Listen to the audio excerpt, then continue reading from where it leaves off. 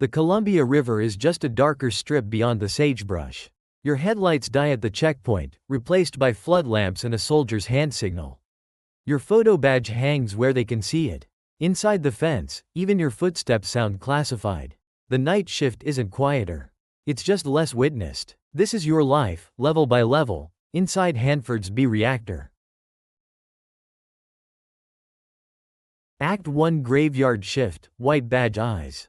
You're cleared to enter, not cleared to understand. You report to the 100B area before midnight, tires crunching gravel past warning placards and chain link that keeps going and going. An MP at the gate checks your badge under a flashlight. He doesn't chat, he watches your hands. Inside, the 105B building breathes heat through concrete, and the air smells like warm dust and machine oil.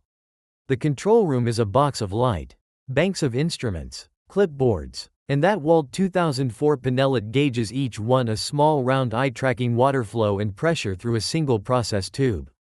Needles twitch, lamps glow, the hum never stops. You do the routine because the routine does you. You tell yourself you only read and log. You tell yourself you only confirm abnormal indications. You tell yourself you never fix anything without procedure, because one eager adjustment can trip a shutdown. A supervisor leans in close and keeps his voice flat. Security hears everything. Stick to your station. The gauges don't stare back, but you still feel watched, like the room is a notebook that never forgets. Act 2 The Panellit wall starts whispering. The first abnormal needle is never alone. A single Panellit channel drifts the wrong way. Not a scream, just a slow lean toward the trip point. The needle hovering where the set magnets decide whether the pile stays awake. You step closer until the glass fills your vision. The gauge face is smudged where other fingers have worried it. You work the wall like a ritual. One tech reads out channel numbers. You record. Then you recheck, because on an 8-hour night each person only owns about 1/3 of those 2004 dials. You don't have the luxury of missing a trend. You don't have the authority to be sure. Early gauges can be touchy, tiny fluctuations, poor damping, a twitch that can throw an accidental scram. But this one is different. The trip setting doesn't match the last shift's logbook. Too tight, too eager. You tell yourself it's a calibration slip. You tell yourself someone fat-fingered the entry. You tell yourself you're not imagining intent. You go to report it and catch low voices in the corridor. Let it die. Then we'll see who panics. The words land like a fingerprint on your clipboard. Act 3 The Slow Death. Xenon in the dark. The reactor isn't exploding, it's suffocating. Criticality comes like a held breath finally taken. Then the numbers refuse to behave. Instead of climbing cleanly, power sags. You watch operators withdraw rods further and further, chasing a decline that feels patient, timed. The rod position indicators creep toward out, and still the pile loses strength. The room gets quieter without anything actually turning off. Paper shifts sound loud. The Panellit wall keeps blinking, indifferent. Someone checks a clock and doesn't like what it says. You tell yourself it's instrumentation lag. You tell yourself it's temperature coefficient settling. You tell yourself the physics can't be personal. But the explanation has a name people say like a curse. xenon 135. A fission product with an appetite for neutrons so large it drinks reactivity faster than you can feed it. No smoke, no bang. Just the slow, invisible suffocation of the chain reaction. Then the human noise starts. A log sheet is missing. A key reading is miscopied, in a way that points downhill toward night shift hands and night shift eyes. If this goes wrong, the story won't be Xenon. The story will be you, written in pencil and erased with a smile. You've learned the reactor can die without drama, and paperwork can kill louder than alarms. The next act isn't about watching needles. It's about choosing to shut down and trusting the systems meant to save you. Act 4 Scram Doctrine. Rods, gravity, and boron balls. You're trained to end the chain reaction fast, even when someone begs you not to. The scram panel sits like a confession booth, big red buttons, sealed covers, enunciators that don't care about your reasons. You taste copper from stale coffee and adrenaline. The rod indicators are already high, too many drives near their limits, and the neutron level won't hold steady. You can feel it in the room. Men talking softer, like volume might change physics.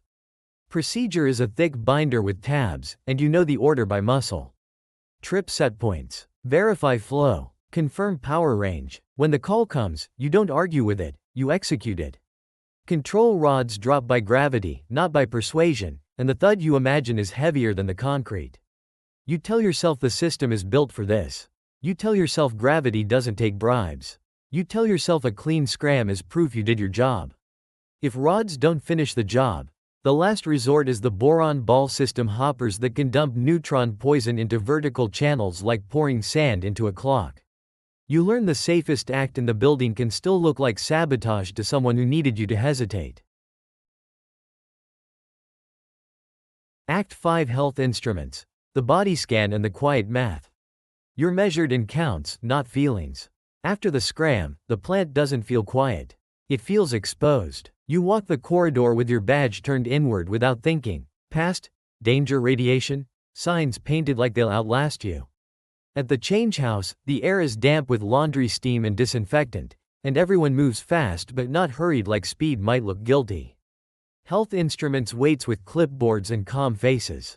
You step into the portal monitor frame. You stand on the footprints. Arms slightly out. The machine clicks like a metronome picking a tempo you can't hear. If it chirps, you go to the hand and foot counter. Then the Frisker probe slow passes over cuffs, boots, pockets. You tell yourself it's only a formality. You tell yourself the pile is shut down, so the dose can't be real. You tell yourself numbers are neutral. Then the quiet math starts. Time, distance, shielding. Film badge issued. Pencil dosimeter read. A smear wipe bagged and labeled with your name. At Hanford, your body is another log sheet and erasures don't work the same way. Act 6 The 504 Tube Fix, and the man who wanted the failure. You're no longer watching the reactor, you're inside its consequences. Morning brings a work order that smells wrong before you read it. Tube 504. A process tube that's been touchy for weeks. Panellit fluctuations. Flow that never quite matches its neighbors.